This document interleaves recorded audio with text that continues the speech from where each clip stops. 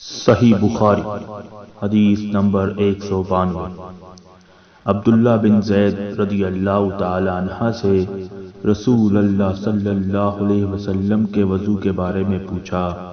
تو عبداللہ بن زید رضی اللہ تعالی عنہ نے پانی کا ایک تشت منگوایا، پھر ان لوگوں کے دکھانے کے لیے وضو شروع کیا۔ پہلے تشت سے اپنے ہاتھ پر پانی گرایا، پھر انہیں 3 بار دھویا، پھر اپنا ہاتھ برتن کے اندر ڈالا، پھر کلی کی اور ناک میں پانی ڈال کر ناک صاف کی 3 چلووں سے 3 دفعہ، پھر اپنا ہاتھ برتن کے اندر ڈالا اور اپنے منہ کو 3 بار دھویا،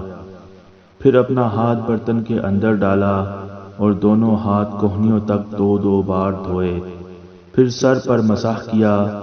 اس طرح کہ پہلے آگے کی طرف اپنا ہاتھ لائے، پھر پیچھے کی طرف لے گئے، پھر برتن میں اپنا ہاتھ ڈالا اور اپنے دونوں پاؤں دھوئے۔ دوسری روایت میں ہم سے موسیٰ نے، ان سے وہیب نے بیان کیا کہ آپ نے سر کا مسح 1 دفعہ کیا۔